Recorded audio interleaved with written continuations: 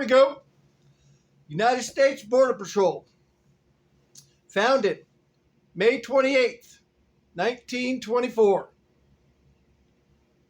Their motto: to protect American people, safeguard our borders, and enhance our nation's economic prosperity. It's the largest federal law enforcement in the United States. It has over 60,000 agents. It's led by senior official Troy Miller. Got them spread out our ports, airports, and our borders across our nation.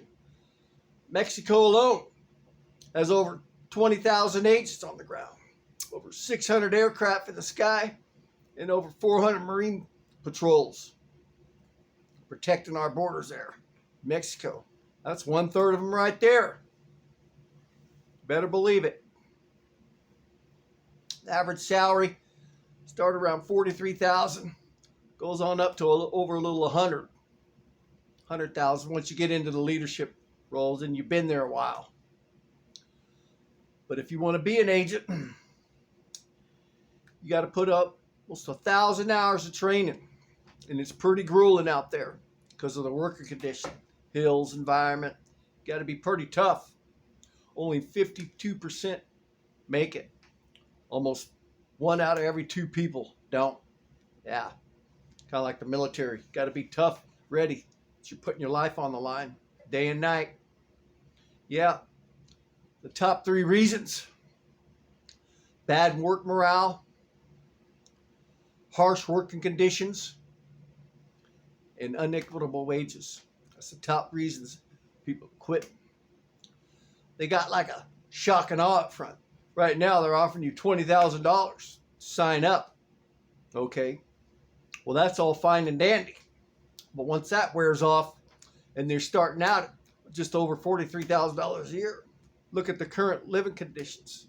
You're going to spend that bonus just on paying rent and just getting started. Because of the low wage, it's hard for them to even make a mortgage payment, or even just the cost of living. Say if you're renting and if you're just starting out, it's hard to even afford a mortgage. You might not even be in that position. So I was talking to some of the more senior officials on the line, the agents that have been there a while, that are making about 80,000. They ain't quite made it to 100 yet, but they're still paying back some of the debt they incurred, when they first started out. And they didn't quit. They took on credit card debt.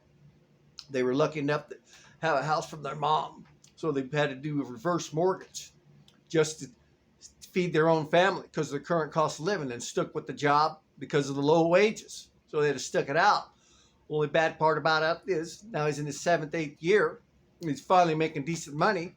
Well, he's spending his good money now on the debt he incurred from the first years of being an agent. So that's bad. So, and you don't hear that in there. They just tell you, look, when you're researching it, you got to actually go and talk to some of these people, and you'll get the real stories. And not just one of them. There's across the field, but that's a big problem. So instead of just getting them that money, and then that money they're using, that $20,000 bonus, is actually helping them get a house or get into a mortgage. It's actually, you're putting them into debt, kind of. Instead of just giving them a little better wage, okay, and being that sustainable, that way they can sustain their rent, sustain their mortgage payment. Because if you use that $20,000, say you put it out on a home, well, that's gone, okay? So now you have this low wage every month to pay everything.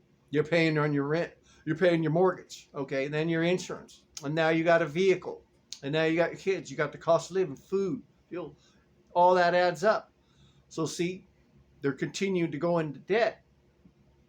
Plus, they're putting their lives on the line, and the working conditions is extreme.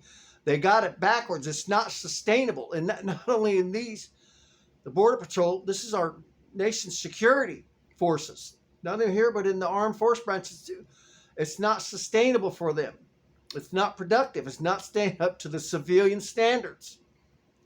They're not making a living wage anymore. People in Washington are just too corrupted to recognize and understand. They say this, well, get them a couple of years and then they quit. Get them a couple of years. It's basically get a couple of years and quit. That's all they're doing. It's a big revolving, unequitable, poor leadership door. That's no way to build a border force or a military force. You got nobody sticking around. You got bad work morale. Nobody's getting along at work. Okay, the conditions are worse. That is what it is. But if you got better money, better morale, the work conditions are going to stay brutal, but you won't mind it as much because now you're making a decent wage. You can pay your mortgage.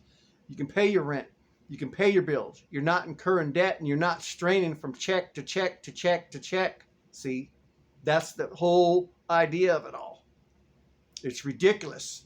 You got to pay more going in.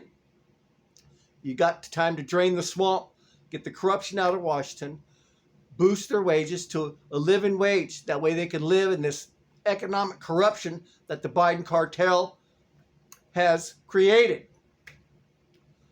So it's time for new leadership, new direction.